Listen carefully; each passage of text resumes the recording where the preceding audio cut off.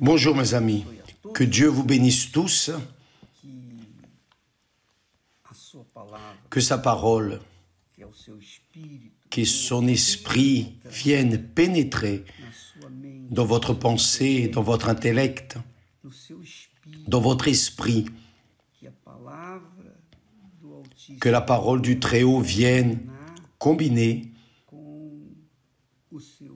avec votre pensée, ou plutôt que votre pensée vienne à combiner avec la pensée de Dieu. En d'autres mots, que votre esprit vienne se rencontrer avec l'esprit de Dieu.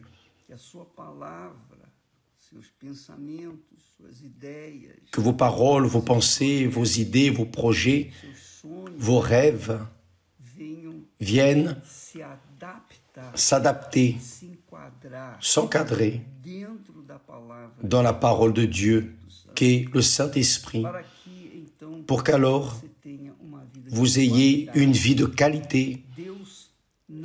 Dieu ne nous a pas appelés pour la destruction, pour la douleur, pour la souffrance, non.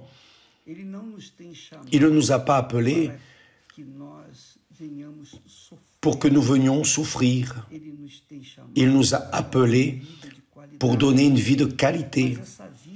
Mais cette vie de qualité, qu'est la vie abondante, va dépendre de notre obéissance, de votre obéissance à la parole de Dieu, de mon obéissance à la parole de Dieu. Ce n'est pas que nous soyons méritants, non, mais lorsque nous obéissons à la parole de Dieu, lorsque nous suivons ce qui est écrit, lorsque nous nous soumettons aux pensées de Dieu, nous devenons ses serviteurs, le considérant comme notre Seigneur. Tout comme, par exemple, vous travaillez dans une certaine entreprise. Donc, vous faites ce que votre chef ou ce que votre patron ou ce que le propriétaire de l'entreprise demande parce qu'il vous paye pour cela, n'est-ce pas? Ce n'est pas ainsi. Donc, vous devez travailler en accord avec la volonté de votre patron, de votre maître. Dieu est Seigneur de toutes les choses. Mais il n'est pas un maître qui châtie, qui punit, non. Il est un maître qui aime ses serviteurs. D'ailleurs, ses serviteurs, avant d'être ses serviteurs, sont ses enfants. Ils ont été engendrés par le Saint-Esprit. Donc, Dieu veut faire de vous une personne bénie, illuminée, une créature qui vienne exhaler son parfum ici sur terre. C'est cela être témoin du Seigneur Jésus. Quand le Saint-Esprit viendra, il rendra témoignage. Lui, le consolateur, quand il viendra, vous guidera dans toute la vérité. Et c'est ce que le Saint-Esprit fait. Il fait en sorte que ses serviteurs exhalent le parfum, le bon parfum du Seigneur Jésus-Christ, son Fils. Paul, ou plutôt le prophète Jérémie. Paul parle beaucoup à ce sujet, mais le prophète Jérémie a aussi parlé, dirigé par le Saint-Esprit, une parole très forte que j'ai lue il y a peu encore. Et j'ai dit, cette parole, je dois la partager avec les personnes. Je dois la partager parce que c'est ce que Dieu est en train de dire à tous ceux qui ont des oreilles. Pour lui, il dit, « Tu m'as abandonné, dit l'Éternel. Tu m'as abandonné. » Évidemment, il parle à ceux qui l'ont abandonné, certainement. Vous qui me regardez en cet instant, vous qui avez laissé la foi, vous avez abandonné l'Église, vous avez abandonné cohabitation avec les frères et vous vous êtes assemblés avec les enfants des ténèbres, les enfants de Bélial. Et vous êtes, disons,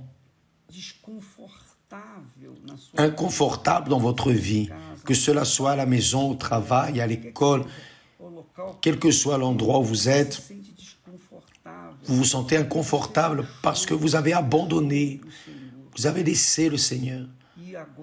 Et maintenant, dans la cohabitation avec les personnes qui sont enfants de Bélial, c'est-à-dire du diable, vous ne pouvez pas vous sentir à l'aise.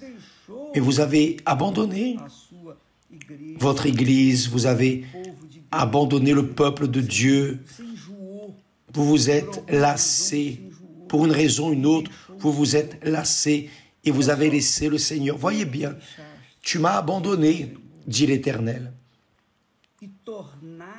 Tu es retourné en arrière, c'est-à-dire, tu es retourné en arrière, c'est-à-dire, ce que tu étais, tu es revenu à ce que tu étais auparavant.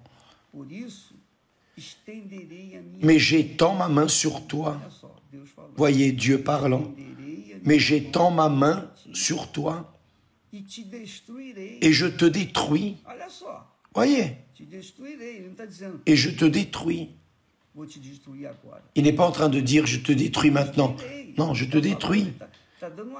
Il donne une alerte. Oh, si tu ne reviens pas au premier amour, je vais te détruire. Je suis las d'avoir compassion. Voyez comme c'est fort. Je suis las d'avoir compassion. C'est-à-dire, Dieu, il montre que sa nature est généreuse, bonne, compassive, mais il révèle aussi qu'il a d'autres attributs, comme la justice et la colère. Cela est très important d'observer. Le caractère de Dieu est composé de qualités parfaites avec lesquelles il contrôle tout l'univers et favorise ou réprime l'être humain. Donc, vous avez une tête, vous avez une intelligence, vous avez un raisonnement. Donc, vous savez que Dieu, en cet instant, est en train de vous parler. Et s'il vous parle, alors, mes amis, c'est pour prendre une attitude maintenant, pas demain. N'attendez pas le moment opportun, non, c'est maintenant. Il dit, tu m'as abandonné, dit l'Éternel. Tu es retourné en arrière. Combien de personnes qui, par exemple, sont passées à l'Église universelle, des pasteurs, des ouvriers, des ouvrières, des évêques. C'était des personnes respectables, des personnes de Dieu. Pourquoi? Parce que lorsqu'elles sont arrivées en rampant, elles sont arrivées blessées, fatiguées, surchargées, et le pouvoir de Dieu est venu. Parce qu'elles ont invoqué, elles ont manifesté une foi et la miséricorde de Dieu a exaucé, comme les 10 lépreux. Dieu a exaucé au même endroit, au même moment les 10, mais avec le temps, la personne a commencé à laisser la foi de côté et a voulu administrer sa vie à sa manière. C'est-à-dire, elle a cessé d'être servante du Seigneur pour être servante de soi-même. Et là, voyez ce qui s'est passé. Voyez comme vous êtes, mes amis. Dieu dit, tu m'as abandonné, tu es retourné en arrière. Mais j'étends ma main sur toi. Pas pour toi, mais contre toi, je te détruis. Je suis las d'avoir compassion, c'est-à-dire Dieu est las de se repentir, de pardonner. J'ai déjà pardonné, je suis las. Dieu s'est fatigué de pardonner. Mais tu as recommencé à faire la même chose, commettre les mêmes erreurs en sachant que tu faisais les mêmes erreurs. Donc Dieu, c'est ainsi qu'il vous traite. Bien sûr, si vous étiez une personne qui avait une expérience avec Dieu et que vous étiez tombé, Dieu a compassion de vous. Mais une fois que vous êtes déjà tombé plusieurs fois, vous tombez dans la même erreur plusieurs fois, jour après jour après jour. Ah, mes amis, convenons que personne ne supporte, même les mariages.